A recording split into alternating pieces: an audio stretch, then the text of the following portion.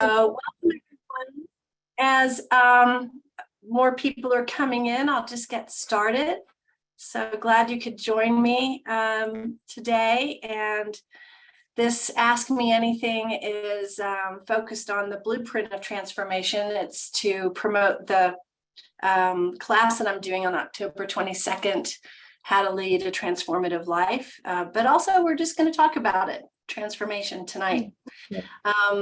I am Kelly Wendorf. I'm the CEO and founder of EQUUS. I'm here in Santa Fe, New Mexico, and just on the foothills of the Sangre de Cristo Mountains.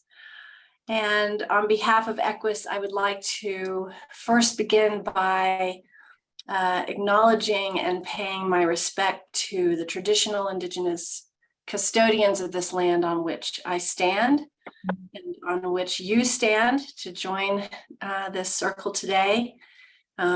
Here it is the Tsuke and Tewa people and the elders and ancestors, past, present, and future. We acknowledge and offer deep gratitude to them that that they made it possible for us to be here today. And I also include the plants and animals and trees and rocks and sky and clouds that are here with us now. So you can join me in that acknowledgement and that respect and gratitude for this moment. So welcome to Ask Me Anything. Ask Me Anything really is Ask Me Anything. I'm just going to trust all of you all. And generally, I'm so busy being really present with you and with the questions. I'm going to request that if you have a question, just give it a shout out, raise your hand, speak out loud. My eyes aren't good enough to see the chat, and I don't look at the chat much. So you can chat amongst yourselves using the chat if you like to. That's terrific, but I don't tend to see it. So please just let me know when you have something to say or share or ask. Ask Me Anything is a monthly series that we created last couple of years ago. It started out as Ask Me Anything, and it was just me, and we just opened the floor to anything. Since then, it's evolved to Ask Us Anything as well. And we often bring guests, and sometimes those guests are 2 or 3 people who have insights. At EQUUS, we believe that courageous and authentic conversations help connect people. And such conversations make us wiser and bolder and more confident. And they help us to be better leaders and partners and siblings and parents. And they keep us immune from ignorance and isolation and fear. And so that is the spirit that informs the Ask Me Anything. And mostly the Ask Me Anythings are with me. I might work on specific topics, or sometimes I just completely open the space and it can be about anything. But it also gives our EQUUS community an opportunity to have conversations with others that they wouldn't normally have access to. So we will have guests who represent minority groups, people who are typically othered. And that's very exciting. We've had some really powerful. Last month, we had Zoila come and speak to us about critical race theory. It was really interesting. So many of our speakers represent a group that is often subjugated to prejudice and bias and stigma, discrimination. And so we just like to open the doors, and they volunteer themselves to be an open book and share their stories and open the floor for questions. And tonight we'll be talking about the blueprint of transformation. And if at any point in the conversation tonight you would like to have the recording stopped because what you're sharing is maybe a little too personal, a little too vulnerable, please request that we pause the recording, and we'll do that because this will be shared with all the other folks who have registered for this event. There are a lot of people that tune in from other places in the world, and the time doesn't allow them to show up, so they'll listen to it later. So with that, I am going to open the floor. I thought, though, before we started with just your questions, hi, everybody. Hi, Robin. Nice to see you. I would share with you a slide, and it'll get us started with a little bit of what we start to cover in how to lead a transformative life. So transformation is really a very natural process. It gets commodified a lot. A lot of money is made in the transforming business, but really it's a very, very natural process. Nature is transforming all the time. And evolutionary intelligence, leaning into the 3.8 billion years that nature provides us with its evolutionary intelligence, shows us many pathways to follow, a kind of blueprint that nature follows when it transforms. And understanding that blueprint helps us to navigate the scary waters, the disruptive waters, the terrifying waters of transformation. And that's what the class will be about on October 22nd. So this is this model here is called the adaptive cycle. I've borrowed it from biologists. And don't worry too much about the Greek letters there. We're just going to stick with the four words, the main quadrants. And you'll see there's conservation, release, growth, reorganization. And what happens is that in the conservation phase, this is when things are kind of going well. We are established. If you think about a garden being established, basically the balance, the ecosystem is working really well. Things are feeling organized and coherent. And then what tends to happen is some kind of impact might show up. And if we use the garden metaphor, it might be a virus or a bark beetle or some kind of, or a freeze that is not seasonal. Some kind of impact happens. And when that impact happens, that is a disruptor that starts the transformative process. In a human life, it might be you get a divorce, you're diagnosed with cancer, you get a new job, you move, you have a new baby. These are disruptors that are that will ignite the transformative process. When that happens, then the release cycle starts to kick in. You let go of who you were. So in the case of maybe having a new baby, you release that part of you that was the person who was not a parent, the person who only had to think about themselves. You might let go of friend groups. You might let go of a job. So there are things that start to fall away. This is a really scary time of the transformative process. There is loss, there's grief. We wonder why things are falling apart. Even things we're trying to hold together start falling apart. And then we start to swing over towards the reorganization. So things then begin to recongeal to support the new part of yourself that is emerging. So life circumstances will reorganize themselves around you. New support systems might show up, new friends, new alliances. That's an exciting time when that happens. But it can still be very destabilizing, and we don't often realize that the reorganization comes with a lot of positives because it can feel really messy.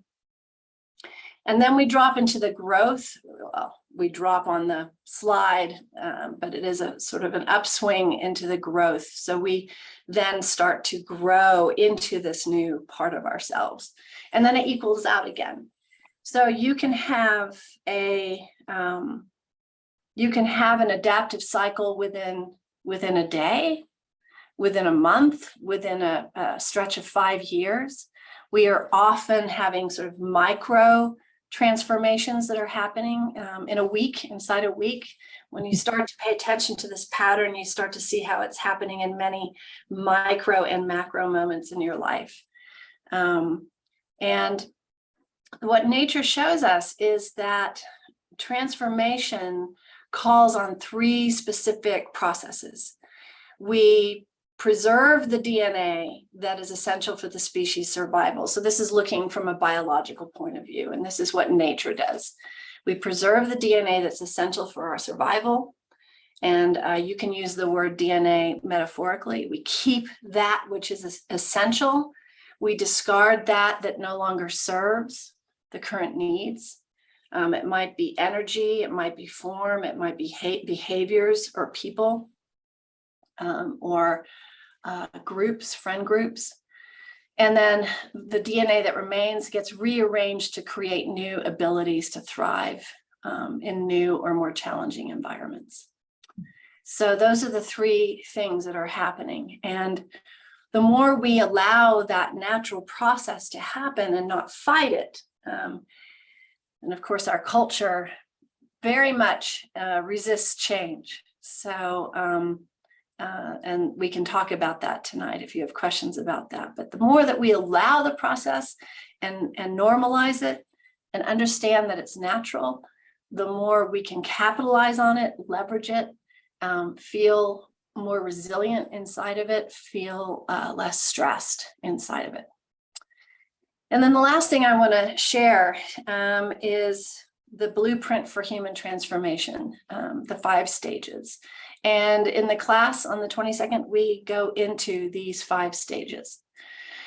There's the awakening process. The awakening is when often the impact happens. Like I said, that thing that comes in sideways. It can be a very positive awakening. You know, you've had some epiphany or something amazingly positive has happened in your life, or it can be a very challenging disruption, even life-threatening. So that's the awakening, letting go, endings, the shedding and the melting. This is what we call the messy middle. This is when things are really, a lot has been let go of, but not much has started to kind of congeal yet. And then the becoming and beginnings and the consolidating. So I'm going to just be quiet now and open the floor to any questions you have about the transformative process or about what's happening in your life, any challenges you're facing, frustrations, curiosities that has to do with your learning and growing. And I really encourage you not to be silent. You're here, I'm here, you've taken time to be here, so please speak up. Where to start? Great. You're gonna start. Is it Anna? Yeah. Great. Yeah. It's interesting to talk about transformation. I have a dear friend of mine. She is going through a transformation of becoming a curandera. She's a Reiki healer, and her father is a shaman. And we meet every Saturday evening for dinner and discuss, life issues or spiritual issues or growth issues. And this whole last year or two with COVID has been obviously extreme. It's the extreme of transformation for all of us. We're forced to transform whether we like it or not. And then how do we adapt and how do we adjust? And I think for us as a group, or I guess for me, for myself with this, it's actually been quite positive experience outside of being isolated, in the sense that you had to slow down and really think about what is most important. And so on the transformative side, one of the things I've been able to do is to be more aware of others and reading their body language or their facial expressions or feeling their energy, to, I guess, be a little bit more compassionate and more patient. And by trying and focusing on that, it's helped me to in turn do that for myself, instead of so hard on myself and constantly judging myself. And so that's one of the things that I'm kind of curious about in terms of all of this with transformation, how to, I guess, continue to do that in a positive way, or just suggestions on how to continue to focus on that. Right. And what I'm kind of hearing between the lines is that now that, you know, all those really 2 hard years that sort of forced you to make those changes and to benefit from all that disruption, now that things are sort of coming back to normal, although one would question what that is, how do you keep that going? Is that what you're asking? Yeah, because it does end up being, you know, you get back into like a piano, tuning a piano, right? You go back to being out of tune, and you have to go like, how do I get back to where I want to focus and not have it be, you want it to be more natural and something that becomes you, or you become it, than something that you're striving. Yeah, I love that you differentiate between the two, because striving, you know, just from a neurobiological point of view, striving creates brain conditions that are not conducive to change. Striving creates a stress response, and we don't learn and grow in stress responses. So I love that you called that difference out. First of all, I want to make a side note on something that you inspired in listening to you, and then I'll answer your question. Part of what the last few years did for us was it stopped the rat wheel. And I was thinking about this today, and I'm not sure if I'm going to be able to articulate it well, but real transformation doesn't have to do with changing inside the limited constructs that we were inside of, right? So if we're really transforming, we're breaking out of not only who we are, but the world we want to live inside of.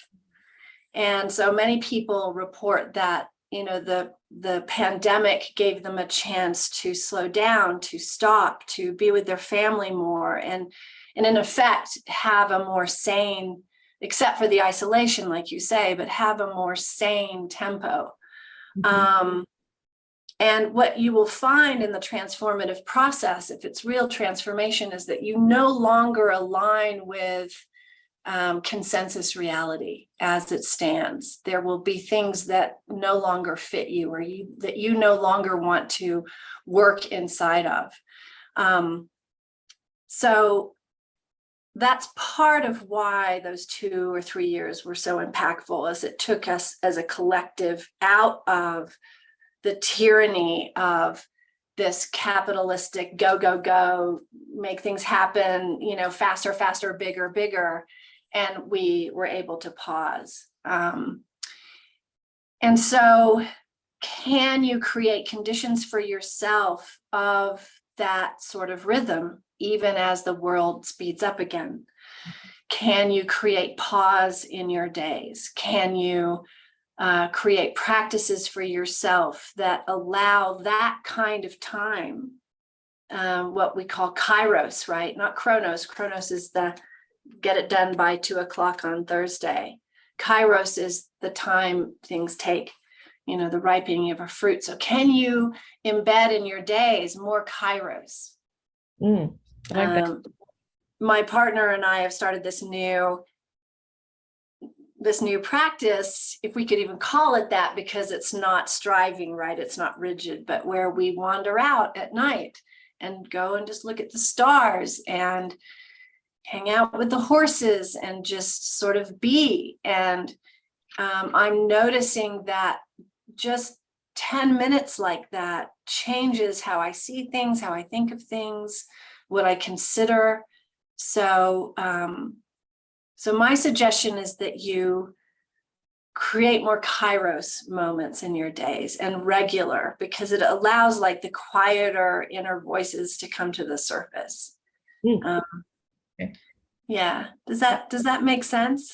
Yeah, very much so. Yeah. And I like that you're talking about the quieter voices instead of, that typical thinking of 20 things at one time. And then you get overwhelmed and stressed because you're thinking of so many things instead of just prioritizing what's really important. So I like the quiet voice of, where should I really be right now? I like that. Yeah. Yeah. We were never wired for the kind of life that is showing up in 2022. We were not wired for disconnection. We were not wired for depression and isolation and loneliness and speed and haste and strife. This is not our natural way of being, and this was not how we were designed to live. And so we start to thrive when we step out of that insistence. Yeah. Who else? Hi, Toby.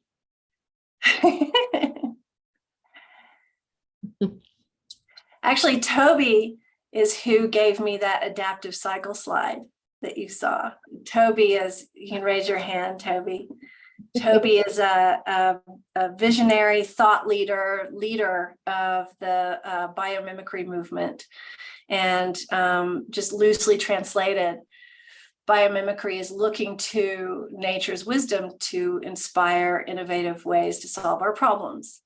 It's much more complex than that, of course, and there are many, many success stories happening. But when we look to nature, and specifically when I look to my 11 acres and the forests and all the creatures that roam here and the seasons that happen here and the disruption that happens here and my beautiful herd of horses, then I am constantly taught by that teacher. So anything you want to weigh in on, Toby, your expertise is adored and appreciated. Yeah, who else? Open the floor. This is your moment. Okay. Yeah, Jody, yay. Well, I'm just finishing an audiobook by Eben Alexander called Proof of Heaven. And toward the very end, I listened to yesterday, and it's all about his near-death experience. And the urging all of us to look at the divine in the bigger universe. And I held that when I went to, last night, and when I went to the ranch today, I was working with a horse that sometimes is difficult for me to handle. And I just dropped deeper to feel the bigger universe and take in the gratitude of standing there with this exquisite horse, horses all around me, and just beautiful nature. And I had the most amazing experience. It was a bigger than, I have trouble using the right words, but it was like this deep divine experience. And then I lunged him, and I'm just learning to lunge. And it was in perfect partnership. And I believe it was because I was able to drop into the divine. And it was quite exquisite. Beautiful. I'm so happy that happened for you. And I'm curious, did you have, when you say the divine, can you tell me about your sense of belonging or connection to or anything like that? So it's not a word that's been in my vocabulary in the past. I just felt part of a bigger universe and such deep gratitude that I was standing there with this exquisite horse. And it wasn't just me with the horse, it was this big universe. I don't really have the words yet because it's new for me. And it's a horse that sounds like a connection, right? It sounds like a connection to the greater beyond, or more than you. Yes, I mean, it was like a godly experience. And then I had this beautiful partnership and this energy work and then lunging him that was just exquisite. Yeah. I don't have all the right words yet. And I hope you never have all the right words. I'm not sure if we can name these things with the limited scope of our, our language, but what you're pointing to, I think, Jody, is exactly what I was describing around what is and what isn't our birthright. Our birthright is to know that connection with the larger order of things. That is our birthright. That is a felt somatic experience of what is true, which is we are connected to all things, all of life, capital L, or however one defines it. We are, even when science tries to, detect where the separation lies, they cannot find it. We are already in a vast mutualistic, energetic ecosystem that our minds tell us doesn't exist, particularly because we've been, domesticated out of that way of seeing. But what you felt is true. And what I want for you and everyone on this call is that that's not just a peak, spiritual experience, but that becomes your ground of being, that is your home. And that, Jody, is probably going to be one of those impactful things that creates disruption in your life. Happily so, because anything less than that will no longer be important to you. Yeah. So get ready for the ride, because as you see all the boxes behind me while right. I'm moving. That's right. I made a commitment to myself to every day and as many moments in a day as I can to be open to the larger universe. So it is a commitment I've made. Nice. Beautiful. Thank you for sharing that. Wendy. Thank you. Thank you, everyone. Thank you, Kelly. So my question has to do with that initiating stage, that awakening stage in your model transformation. So, we spoke earlier about striving as, creating a stress response. So I don't have any initiating external event happening in my life, in terms of, you talked about job loss and divorce, these really initiating experiences that seem to come from the outside, even though we know that oftentimes they're internally motivated. But I just want to curious because, I'm envisioning transformation in my life, and I'm thinking, am I striving for something that maybe I'm pushing for something? How can this initiating experience happen? And we were just speaking a little bit about the spiritual aspect of it, but how would you frame it in a way for someone who is not having that external initiating experience happening to one, but yet one is ready for the next stage of contribution and service to the world? So can you describe for me your sense of being ready? Because I can feel your urgency. You're like, I want this transformation. How do I sign up? So can you describe for me the sense of I'm ready? I see the world we're living in. I see the importance of stepping up to the plate and being a voice for transformation and change in the world, in terms of structures, thought processes, just how we're showing up as a country and as in the world. We're living in a very, time of great brokenness and systems breaking down, I want to be part of the creation of the new paradigms. So that's what my urgency is, because of, you know, I've got daughters who are in their 20s and they're saying they have such climate despair. And I'm like, you know, when I was in my 20s, I never had climate despair, right?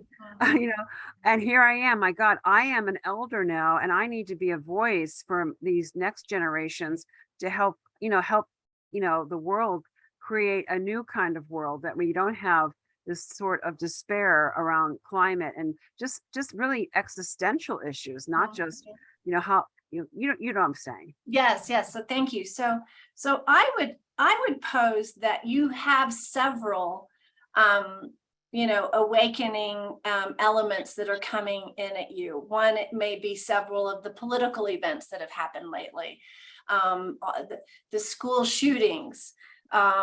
Maybe you heard on the news that the rate of suicide among children under 14 is unprecedented. You know, that you, my guess is you've had a few kind of pokes from the externals that have ignited this desire in you. Could be also the sense of your age and your elderhood and time running out. So the event can be a series of things in the span of 2-3 years, right? It can also be a ripening. It doesn't have to be a car crash. But so I would argue that has already happened. So my next question to you is, what is falling apart? What is falling away? Yeah, I think what I thank you so much for structuring that, because that's exactly what's been happening. My awakening has been happening over a series of my responses to the world that we're living in, and including my own children's responses to the world. You know, that's very sobering when you hear your own loved ones voicing such despair. So I'm going to reflect on that, because I do feel like I have had awakening experiences. Yes, absolutely. Yeah, you couldn't, and you're putting your hand on your chest, you see. So you know, all of this says to me that this is, you know, there is something deeply meaningful about this crossroads that you find yourself at. And so now that you have this, blueprint or pattern from the adaptive cycles, now you can be thinking about, you know, what is it I'm letting go of? In the class that I'm doing, there's a lot of journal questions that I pose in the different parts of the blueprint process that just help to kind of explore. And I also want to say, you know, our minds want to be super linear, that like this happens then, and then this happens, and then this happens. But it's a pattern, and it can be a layered pattern. And so you might have many sort of transformative processes within a big one.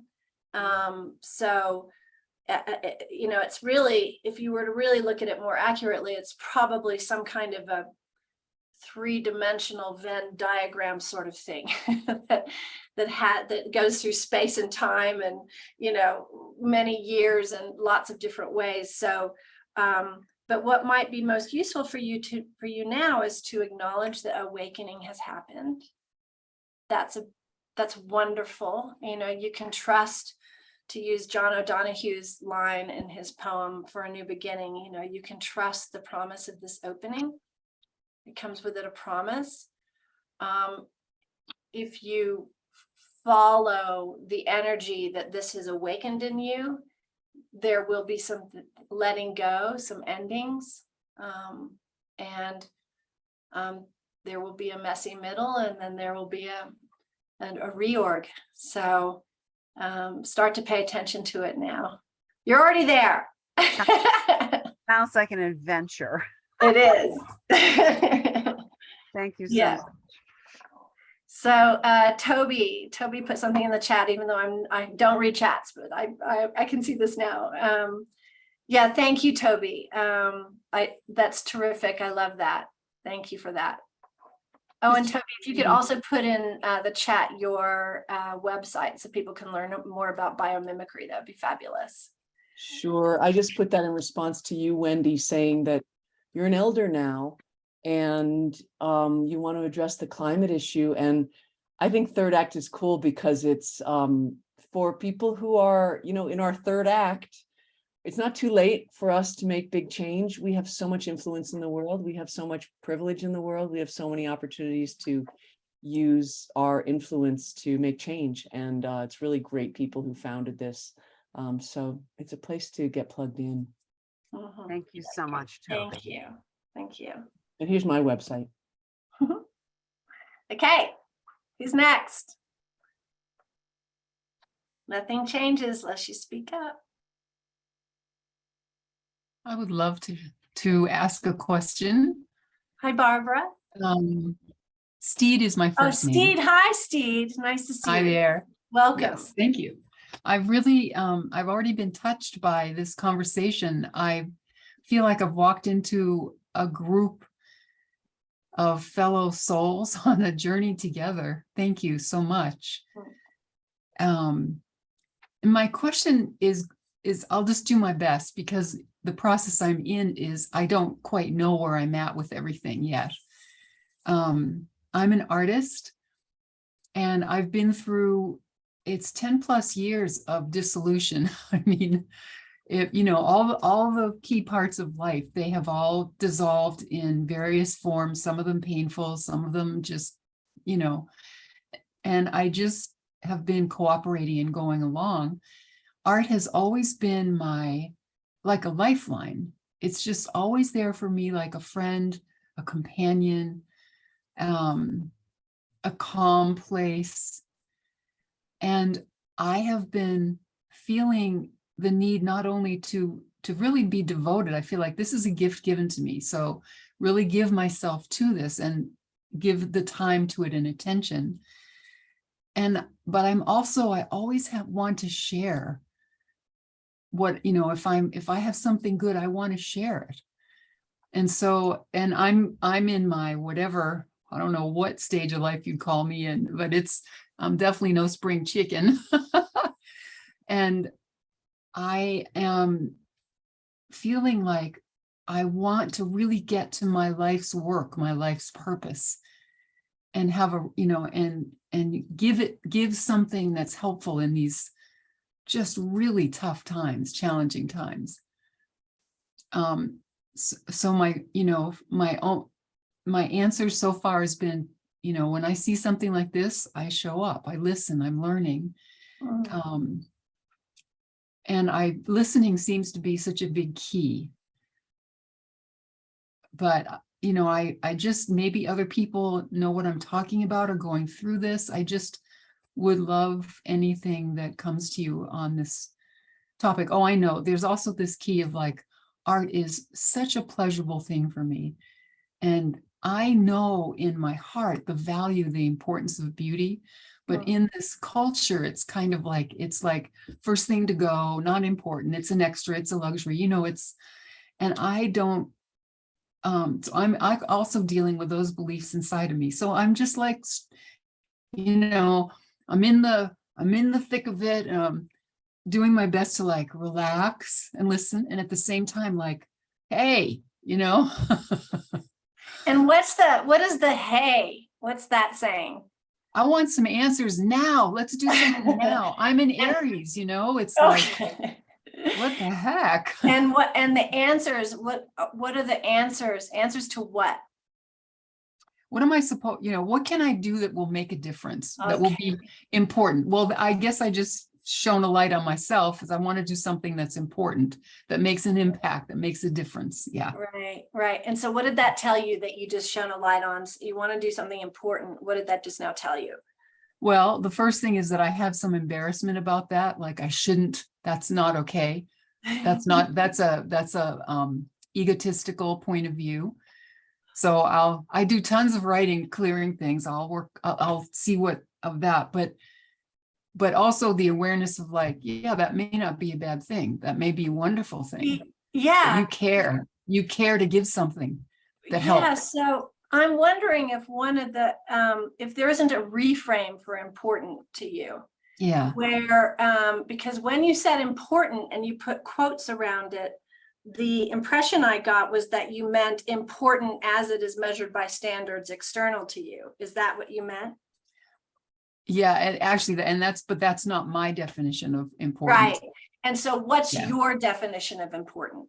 That what I do helps someone else, that it makes life better for, actually, it's not just people. I really, the world is alive to me, animals, nature, that this Mhm. world and people, Mhm. that somehow I can make a difference. And is it true that the idea that it needs to be important, that kind of important, is that holding you back a little because you're not sure if it'll be received? Okay. Yeah, So I'm then- definitely, then- as a woman dealing with, Yeah, sure. I have my own fair share from my generation of, Sure. yeah, that stuff. So the Aries in you, what would she say to you about putting your work out in the She's like, when it comes to people's, like the limitations that have been presented and offered to me and tried to be wrapped around me, my Aries just says, kick it. It's Awesome. like, Awesome. disregard. It's just like, Yeah. get it out of my way. Yeah. Yeah, beautiful. Sounds like she knows what to do. Yeah, it sounds like I might want to spend a little more time with her. Yeah. Yeah. I Yeah. mean, the listener in you, maybe the introvert in you, the artist in you may be very comfortable kind of a little bit back, and but the activist in you, the one that cares about the world in you, it feels like she wants to get out. Yeah. And if you, to borrow Martha Graham's quote, if you don't let her out, then the world will miss her. We'll We never won't have her. her. We will never have her. Yeah. So it's not up to you to decide if it's important or not. Oh, I just love that reframe. I'm putting Martha Graham's, I'm There putting you that quote go. back up. I used to hand it out to all my students and I need it. Yeah. I do need it Yeah. now. Great. Hey, thank you Yeah. so much. Thanks, Steve. Thank you so much for that question. Wonderful. Did that resonate with anybody else? Yeah, what I was hearing Steve say when she talked about important, my interpretation was looking for more meaningful interactions. How can I have more interactions, and how can I help people, and how can what I do be more meaningful? And it sounds like with everything that you've done, just by your presence in other people's lives, literally, you are meaningful and important to them at that moment. Sometimes you're unaware of it, but I think for me, the word important, I just kept hearing meaningful. I want to be more meaningful. I want to have more meaningful interactions. And sometimes I think we take for granted that we don't realize how important we are to others, even if it's a stranger and it's a kind word. That's extremely powerful. Yeah. Nice. Thank you. Anybody else? We have God. I was Rod. thinking, Yeah. hey, it's Nora. Hi, Nora. Hi. I find that, these multiple phases of transformation can exist at once. Such a relief because, I've been hanging on to the whole butterfly cocoon analogy, and yeah, that's great. And it's from nature, but, sometimes it feels like, yeah, and it sort of kind of goes with what you were saying about wanting to do stuff in the world, but still in this transformation phase.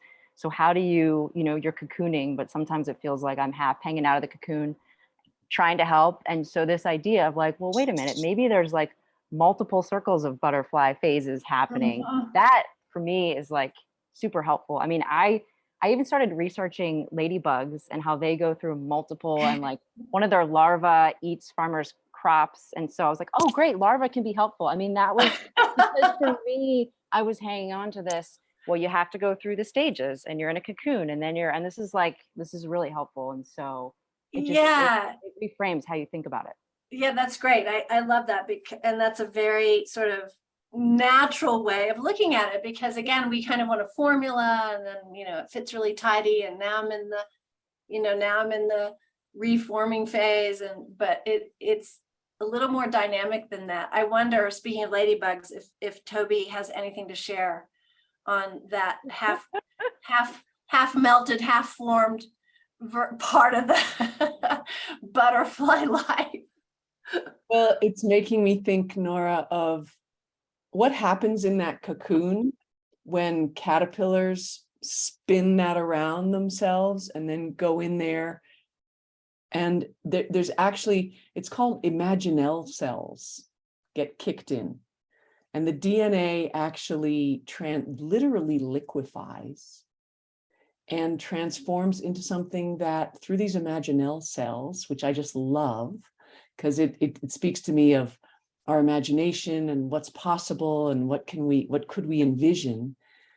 You know, in that particular somewhat linear transformative sequence, that starts the DNA literally liquefying and then becoming reformed as something it never will again. To me, that's pretty powerful. And then, of course, there's the spiral, and I'm thinking about Kelly. I'm thinking about Kali. I'm thinking about your My logo, logo, right?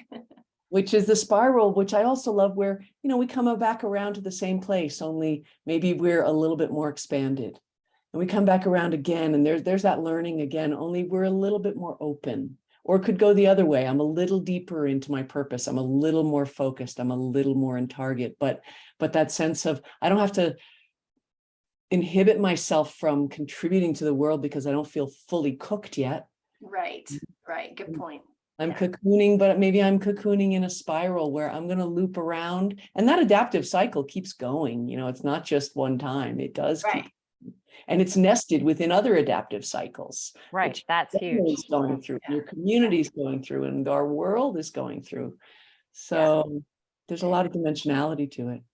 And there's a lot of contribution you can make when your imaginal cells have melted you to nothing. I went through that a couple of years ago, and you can still contribute. You just contribute from a different perspective, or, you know, there's yeah. So thanks, Tobes. That's a great way to look at it all. Maybe it's okay in these times to contribute in a way that's a little sloppy. Yeah. And that reminds me of a story also about a butterfly. What you just shared, Nora, that I need to remember right now, which is a child found a monarch butterfly cocoon and brought it home and was taking care of it. And when the butterfly started to break out, he was very excited, and he was trying to help it. So he was peeling the cocoon away from it. And, you know, a blobby thing came out with little scrimpy wings, and it never became a butterfly. Mhm. And what someone explained to him was that struggle, that what looks so hard of coming out of the cocoon, that's what the butterfly needs in order to finish its transformation and strengthen its wings so they can fly. So thank you, Nora, for even bringing that up. You just reminded me of that. Mhm. And even in the birth process, you know, the baby doesn't just shoot out the birth canal. It's not like that, you know. There's this contraction, and the baby goes back up again, and then the baby goes down, and then the baby goes back up again, and then maybe, you know. And so there are so many, when, you know, I guess as just a big broad brushstroke, there is so much we can learn from natural cycles. So much. So I'd like to can Yes. you guys hear me? Hi, So Barbara. Hi, I was gonna Glad say, you I'm made it. Barbara. I'm glad you made it. Me too. I was like, oh my gosh. But anyway, first of all, I want to thank you, Kelly, for opening up the session as you did, honoring our ancestors and the earth and everyone around us. I don't think that I can speak for myself, that I really take the time to do that all the time. And we really absolutely do, because we're really on blessed grounds here. So thank you so much. The second thing I want to do is, for me, I've left pretty much, I have lived pretty much in a lot of respects a public life in healthcare. So I feel pretty comfortable. I mean, I'm an empath, and so I've used where I've been to help multitudes and a lot. So that's wonderful. What I have not done is taking the time to do a lot of inward journey myself, because you're always so busy and taking care of everybody else, that is like my number one you want to make me feel comfortable, just have me taking care of people, and I'm absolutely in my juju. But now in my third act, well into my 64th year, I really need to, I always think, okay, so my launching point is a lot shorter now. So I really need to make this even more meaningful for me and nourish my soul, is the way I think about it. So what I need is, for me, transformational is almost like going back to the chrysalis, is going back now inside and taking the time to listen to the voices and taking the time to listen to my intuitive, because frankly, I'm in Excel spreadsheets all day long and I just forget, you see, and I do the breathing but take what I call a station break, but it's not always so easy. So it's like, how do you prioritize yourself?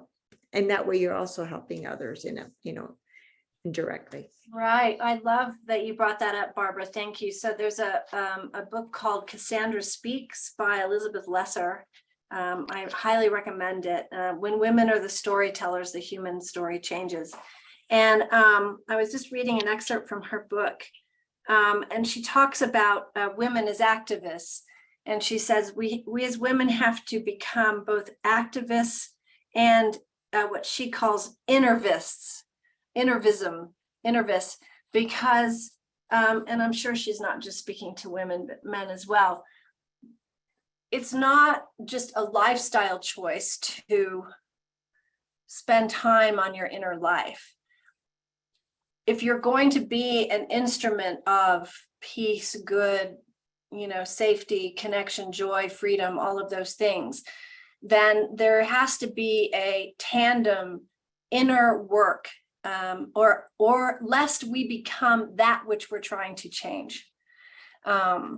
So we do it as a responsibility, not just to ourselves, but to the work that we're engaged with. Even if our work is very simple and it's as simple as, spending time with our grandchildren, the point is that without that inner work, then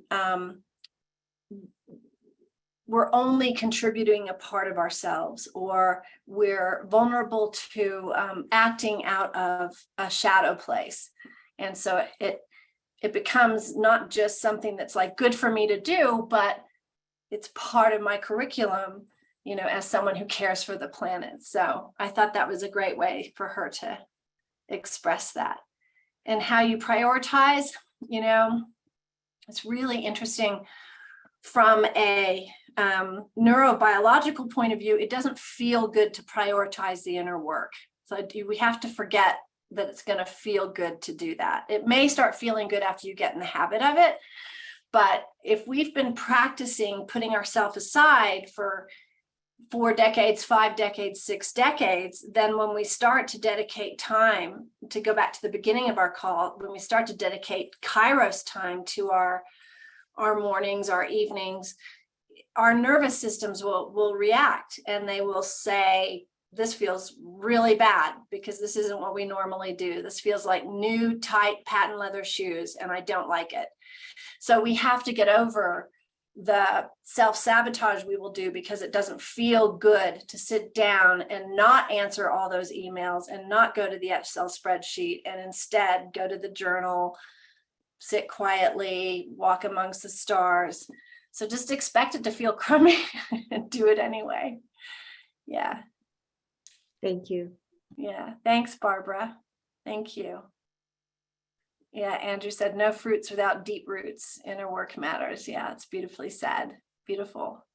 We have about 3 more minutes before I close out. So someone gets to slip something in before we say goodbye.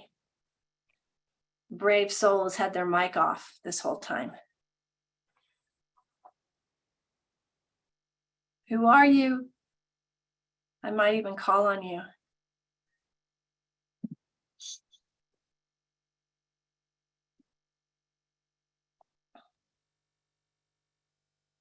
Come on, I know there's a question in there somewhere.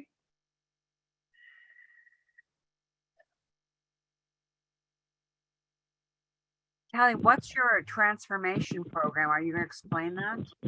Yes, thank you. So all the work that I do is leans into the transformative process one way or another. Specifically, this AMA was about promoting my upcoming class, which is a 2-hour class on October 22nd from 11 to 1 Mountain. That is how to lead a transformative life. We work with the blueprint, and we also look at ways that we sabotage ourselves, that we allow ourselves to be sabotaged by others. We look at ways to shore up our resilience so that we can go through the process with more mindfulness and ease. It's a group learning experience, and so there is dialogue, there's dyads, triads, there's journaling, I love to do somatic work so that the learning goes into your body, because we learn through our body. We don't just learn with this part of our body, we learn with our whole body. So I do a lot of different experiential exercises. And the habits and the traumas that create habits that keep us from transforming all live in the body. So we do a lot of exercises to help process those places and embed new habits and embed new awarenesses, so that when you leave the class, you not only have practical tools, but you leave changed, because your nervous system has been attended to. And we get you on your way to be in your life in the way that you know you can be. So that's sort of it in a nutshell. I do a lot of work in the transformative arena because I think that's just always been my curriculum. I've had a lot of tectonic shifts in my life. I know the landscape intimately. And so we have a class called Assertiveness Training for Empaths. And if you think you're not an empath and you're on this call, think again. It's an amazing course. I teach it with my colleague Ram Charan, and we have 2 of those happening in 2023. And I also have an upcoming wisdom circle. I have 4 places left in the wisdom circle. It's a women's professional wisdom circle. These are women who are starting their business out, or they've had a business, but they're transitioning to another business, and they really want to get it kind of rolling and moving and happening. So those are some things that are, coming up. And that's it. That's it for the class. The space is limited for the How to Live a Transformative Life. So if you're interested in it, sign up. It's a $45 investment for yourself, which is not very much. It's 3 cups of coffee maybe these days. So so I hope to see you all there. And thank you to everybody for your great questions and your sharings and all the things that you contributed. You'll be receiving a recording so that you can go back to this. And I look forward to seeing you on Saturday, the 22nd. Thanks, everybody. Thank you. Okay, bye-bye. So much. Bye.